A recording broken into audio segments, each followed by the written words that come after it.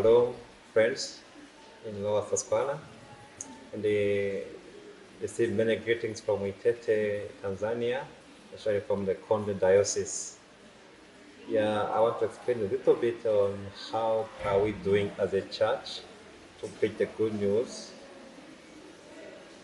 with the health services that we provide to the community. As we know, church in Tanzania, as you do, and your collaboration, we serve a humankind as a whole. We serve them spiritually, mentally, and physically. And we have some facility, we have education facility that serves them mentally, and we have hospitals, health facilities. We have several hospitals, about 11 hospitals in a diocese. And we have this congregation that helps them with spiritual needs. These things three, they depend on each other. Uh, Mentally, physically, and spiritually, they are dependable. So I will talk a lot about the physical service to the community. In Tanzania, especially church, health services started after missionaries, and then it was taken by the church, and we've been serving community ahead of the government. The government was far behind on these services. At the church, we have several hospitals, especially in Konde. We have 11 health facilities that we are serving the community since before the independence. With this facility, we are able to reach the community in Konde Diocese in two ways. One is through hospital as inpatient and outpatient, but mostly through outreach clinics that we are doing to the communities. And we are so special as a church because we provide community-based services to the community direct apart from the hospital. So we have two services that are linked to the community. We have palliative services and we have outreach services in general clinic. I will discuss a little bit about palliative services. Palliative, call it palliative care, is care to the terminal ill patient, someone about to die that's uh, with no hope for the cure of his illness. Then we have this holistic care hospice at their home, where we provide as a church through the hospital. As a team, we go to visit as a and their family. A team is comprised of a doctor, a nurse, social welfare officer, and a pastor. Together, we provide a comprehensive care to the family and the patient. And it's the holistic care. It's like to bring new hope to the dying patient. So through this palliative care, we meet with a lot of social problems with these people, a lot of family problem, financial problem that we take care through the gospel and through the basic need and through medical care. So we take care of a patient as a whole at their house. And with this care now, we are able to connect the broken family because someone can get ill for several months or even year. Those with cancer or just chronic diseases. They stay a long time in their bed and the family are not able to support them anymore. So as a church, we take care and we link this family member with them. We train them on how to generate profits. We train them on how to take care of the ill patient. More we supply with basic needs, process and some foods and the medical medicine and to let someone die without pain, without fear, with all the support from the family and a church as a family of Christ. So this is an exceptional service that the church provides to the community. And this brings the church close to the community as we serve them. The second is outreach clinics. At the hospital, it's church hospital. There's community that is far away from the hospital with poor infrastructure. They cannot afford to hire a car or a motorcycle to go to the hospital. And then at the hospital, we attend them there at their villages. So with this outreach clinic, only church provides the service. Government could not afford to provide it, and there's no infrastructure for the government to provide outreach clinics.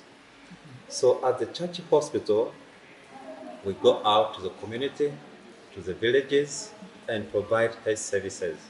Up to now, our facility provides outreach clinic to 21 villages, and we provide reproductive and care, yes, for the pregnant woman and the children under 5 especially, care for HIV patients and those with chronic diseases, including TB, tuberculosis, when I say TB, and this non-communicable disease, hypertension, and diabetics.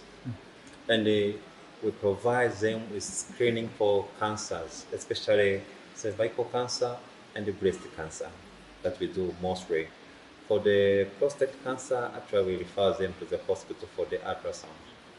But we do the screening, and we provide them with medication, and we provide them with medication and education, and all the supplements needed during the pregnancy. Also, we supply them with vaccine and the immunization to all under 5 children through this clinic. So with this clinic, we are able to organize the community, and through this clinic and organization from the hospital, we are able to open dispensaries in their clinic with the fund from the hospital and the manpower from the villages. They were able to build their clinic. I'll give you some pictures for the clinic that was built by the manpower. It's the collaboration with the hospital, and I will send some pictures on how we do the outreach clinic. Usually we do in the village and maybe in the villager office or underneath the tree. That's where we can do. And we have one car for outreach, and it was donated by the Union College from USA also. And how do we fund these services, especially these two services, palliative services and the outreach clinics? Palliative care is a hospice care, and it has been linked with the diaconia activities. And from the money we receive from friends, especially Lower Susquehanna Synod, for the medical care, there's funds sitting for the medical need for this patient. Also, we receive money from the church offering in Konde through diaconia services from individual, from the church, and from the partner, like you receive money. And those medical needs, we categorize them: direct medicine and other basic needs. Also, we are able to open the diaconia shop. Actually, we learned diaconia shop. Diaconia shop is like it's a shop run by the hospital where we ask someone to bring unused home or basic needs from maybe clothes, food, and anything from home that they no longer need, and we sell them to others, and the money we receive is help all patients that in need of medical care and palliative services. Also, we encourage church members to donate to the hospital CCC Diaconia Fund to support all these services. But also, without forgetting the government of Tanzania, we receive some drugs from the government and some funds for services, especially for the reproductive and child health services from the government. And we receive immunization and vaccine from the government of Tanzania. So as a church in Tanzania, we've been part of serving the community, and we bring them together as a family and to know how to take care of their sick one, and how to get hope for the future life through the gospel of Jesus Christ. So we've been serving the community and bringing them to know God through the service, through offering, and through the gospel preached by the pastor. We are together in the community for the outreach and for the palliative care services. Through these two services that we have been doing to the community, and we have something that we can share with you with hope. It is special.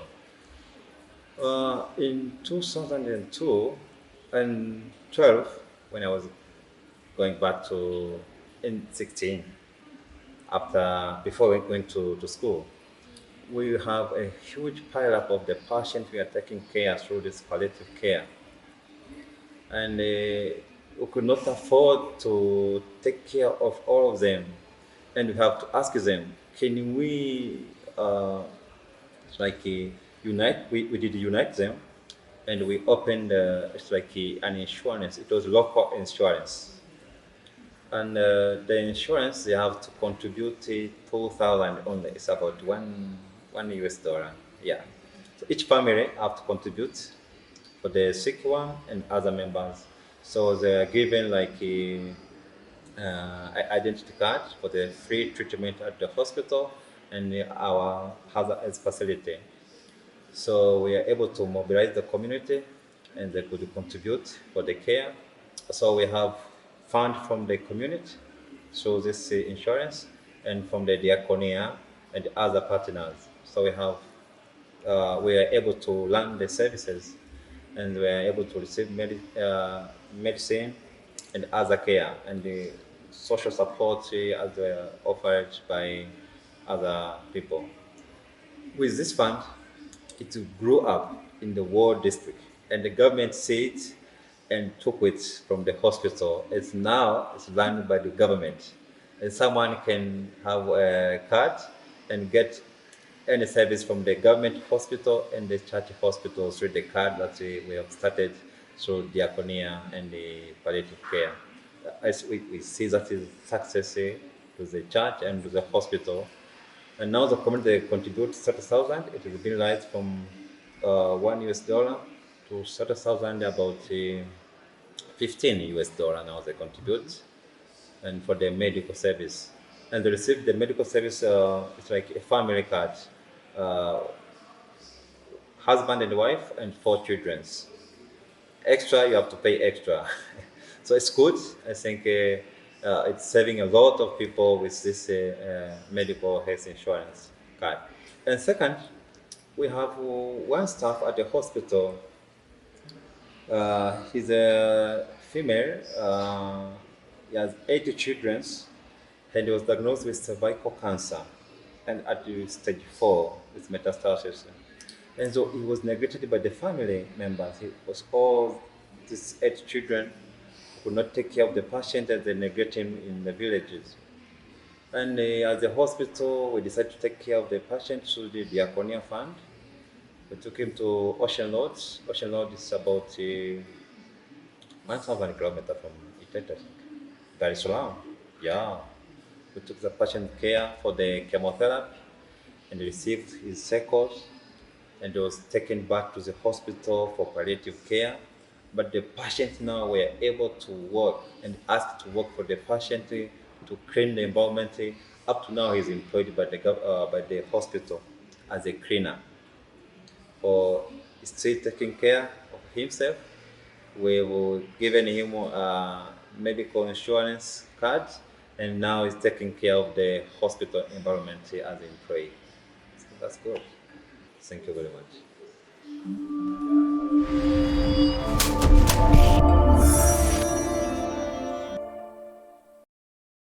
Good morning.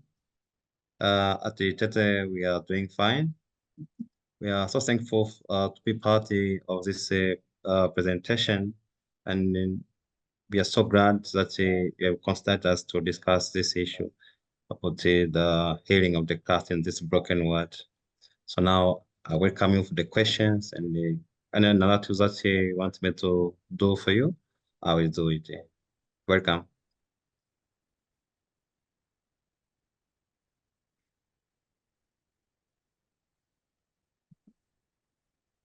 Good morning, Dr. Lee.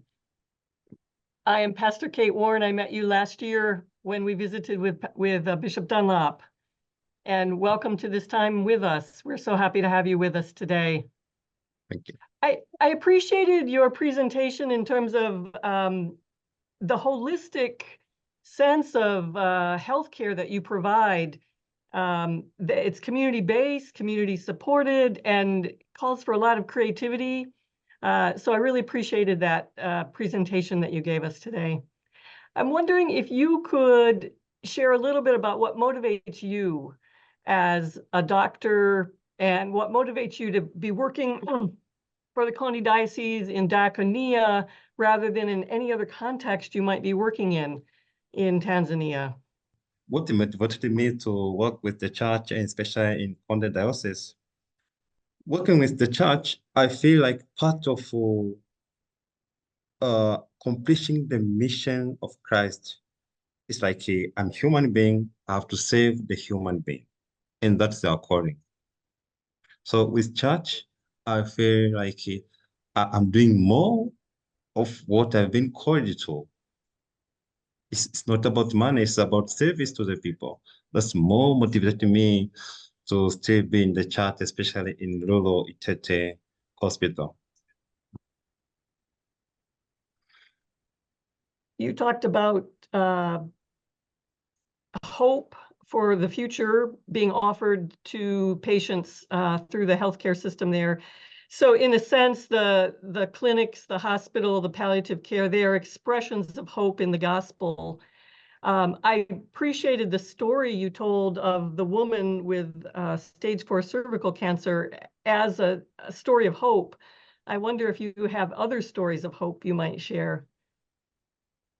We have a lot of stories, and through palliative care, we are taking care of the people living with albinism. And we have one albinism who was studying at Imano, one among the church school, just near to the hospital, about 5 kilometers from the hospital. And the patient that albinism has skin cancer. And there was no relative taking care of her. And I decided to take her myself, and I was staying with her at my house. And she stayed there for 3 years before she died. I think it was by past 4 years ago. And it was interesting. So at the hospital, we are taking care of the wound and giving them drugs and staying at my home. So it's like I feel like part of saving the community. And it was good. And when she died, it was difficult for me actually. I have to organize, find a relative, go for the government and ask for permission. But finally, we found a relative and we took the body to their relative, and it was Hannah that we take care of the patient to the final stage of death.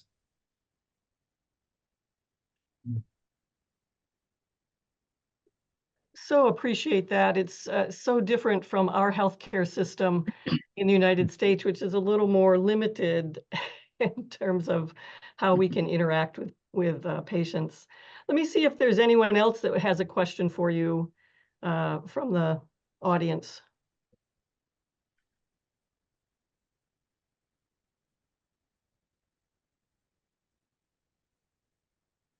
I would like to ask a question. Dr. Lee, you know, when we met last year, you really talked about a vision for where you want the healthcare system to go. And I wondered if you could talk a little bit about some of what your dreams are going forward in bringing more care to people in the community. Thank you very much. Now in Tanzania, actually, we say we have 3 devils, apart from the devil we know from the Bible. Our first devil was ignorance of the community. And the second, disease. And third is poverty. Now, the question was how to get out of all this three. So, in collaboration with people like you from abroad, government, and us as a church, the community, we've been fighting with this, especially about diseases. Here recently, we have heavy rainfall. You heard about it? We have a lot of floods, and there was a spread of disease to the community. And ignorantly, diseases could not take care of themselves. Simple boiling water for drinking. Now, as a church, so we have to be part of the community to educate them and to go to the community and teach and show them how to boil water, how to filter it, how to keep it, for how long you can keep it before it gets contaminated again. So we have been doing this primary health care for a long time, since the independence of Tanzania. And now, actually, we are now getting out of these three devils: poverty, ignorance, and diseases. Most of the country are educated, and we are following all the it's like modern way. Sometimes we are doing it, and most of them they're able to send their families to abroad so they can ask for specialized services apart from the primary health care that we've been providing as a church. So as a church, we have 11 health facilities that are all providing primary health care, and we are doing it to the community. But some of our community members, they need a specialized service that we need to provide, and there's no way we can get from the church side in our diocese, Konde Diocese. And we have no infrastructure for specialized services. That's why we've decided to have one specialized center.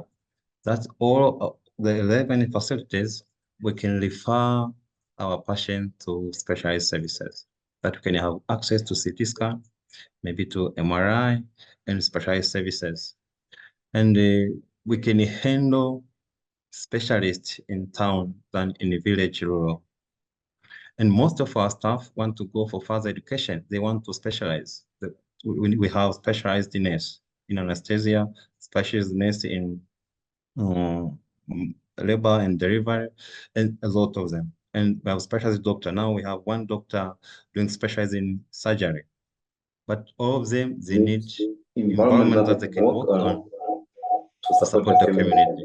That's why we have decided to have one center that can be specialized, and they can provide outreach clinic to all 11 facilities that are specialized services to other facilities. That's our motive behind why we need to have this specialized service. We can have primary health care and specialized health care. Thank you. Dr. Lee, there's a question that popped up in the chat, so I'm just going to read it to you and you can help with that. One of our pastors said, when I was in Tundama, the church had an HIV/AIDS support group that provided medicine, diagnosis, and support. Do the local churches still need to provide support in their communities like this? Yes, through the Diaconia Fund, HIV, we have two groups of HIV people. We have those who are stable, they are taking their medication, and they adhere to their medication protocol, and they are in good health. We have nothing to do with them. But there are those, maybe we diagnose them in late stage when they have complication, or they're in stage 3 or stage 4 of disease, or they have poor adherence to the medication and they developed complication. And we need to take care of them, and they are prone to get opportunity infection. So we have to provide them with extra medication apart from those for HIV. And we have to provide them with special care, education. We have to sit with them, with their relative, and teach them on the importance of drugs adherence. So all this, they need extra medication, extra support, and they have to visit regularly to the clinic. And as those that we visit them at their home. Thank you. I got another question that popped up in the chat. The question is it challenging to gain the trust of those in the community who need care, but don't understand the connection to the church and the care that the church offers? I understand that question. Yes. Now, as a church, we have trust from the community. And the community trusts us as we have been part of them. So there's a huge trust to the all church hospital as compared to private hospital, as compared to government hospital. That's what we know now. That's great.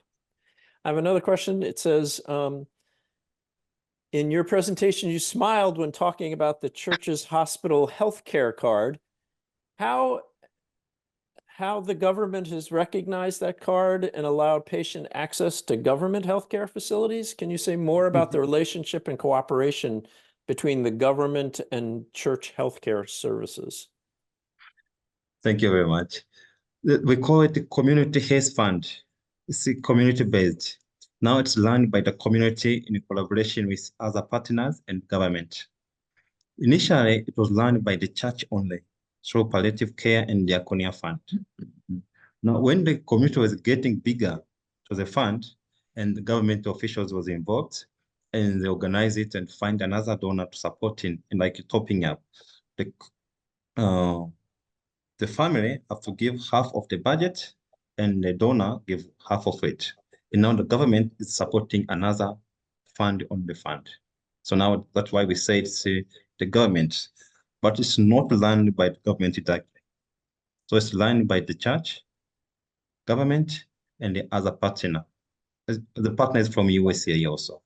Mm-hmm. So it's now not run directly by us. That's how now it's like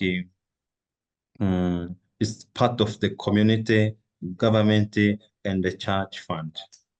Okay. Thank you. Thank you. Yeah. I was wondering if you could talk a little bit about the new facility that's being constructed in Mumbai. Yes. Thank you very much. And thank you for the fund you sent to us. Actually, you are the only donor that supported us on this. And we sent the proposal to several countries and they say, no, we are not building new hospital. You have to learn those hospitals available. But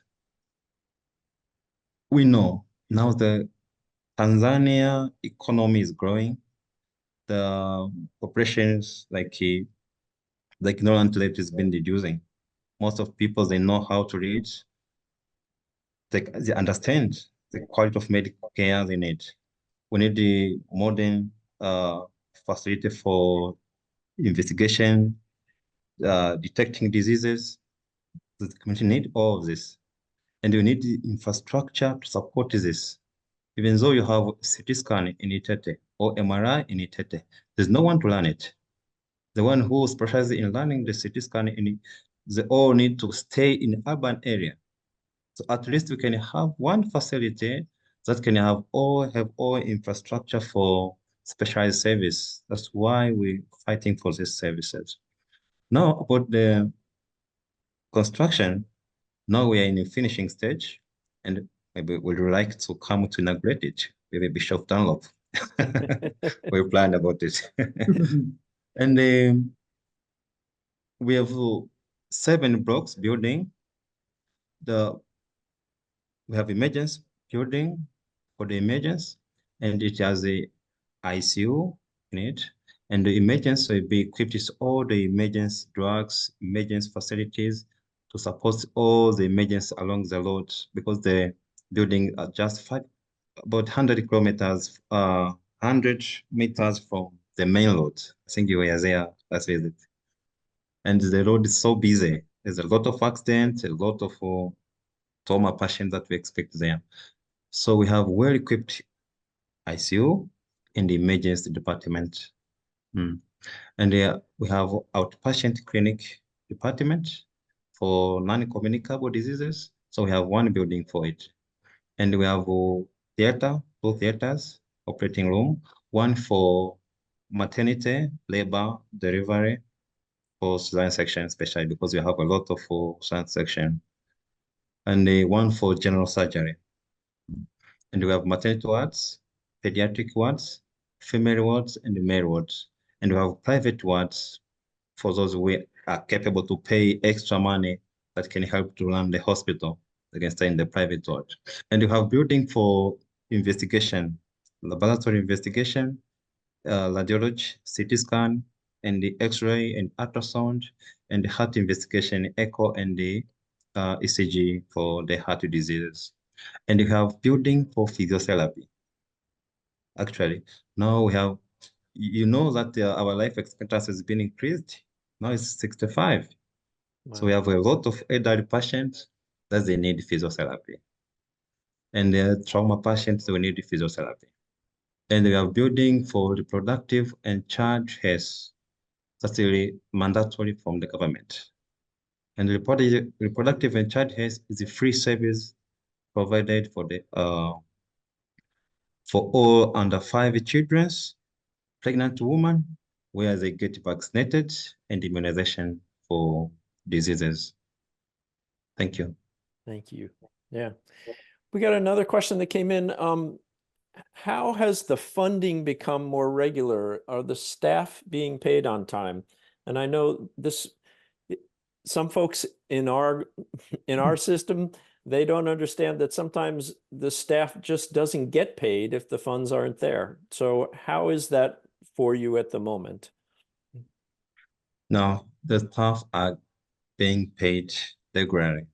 Yeah, and we're able to pay all the statutory contribution from the government side, the insurance, there's social security funds, and we are paying taxes also. There are tax we have to pay also to government.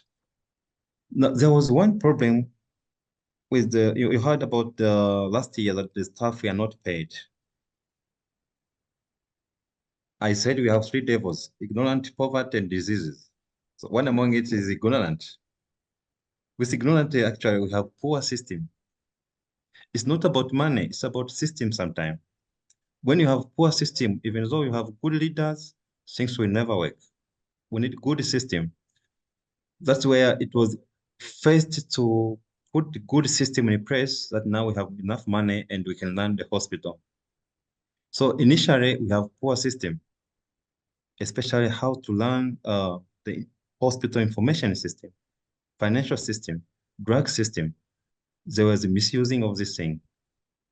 So first, we have to build a good operating system. That's what the first thing we have to do. And we have installed a computerized system to the hospital, and we have to count each drugs one by one, and you have to upload it in the system. And you have to put all the patient in the system so everyone can see and you can have a report at any time. So when we started this system, now we have seen our fund, it is like 500 times. So we are collecting a lot of money. There's no single drug that can be lost from the hospital because every drug is counted in the system. Once you supply one drug to the patient, it's counted from the system, and you can have a report at any time. I think now the system is working for us. It's like the system is smarter than people. It's like ignorance is killing us. So it was about system, not poverty. We have poor system operating within us, and it was killing us, killing our hospital. People that are taking drugs, taking money from the hospital, at the same time complaining there's no money to pay their salary. And they are happy with this money taken in another way. But now everyone is happy, getting what's required. And we had one meeting where we want to have health policy for the diocese, and what now we are doing: code of conduct, ethics, health policy, how to conduct. Everything should be written. Even if I be leaving the diocese, someone to come in my position would have all the written, how to run the hospital, how to do this, not do this one. It's like a guide to the health system in diocese. All right. Dr. Lee, thank you so much for sharing this information with us. It has been a blessing to allow our whole synod to hear the work that you're doing on this for the sake of Christ in bringing care and healing to the communities in Tanzania. It has been a gift to spend time with you.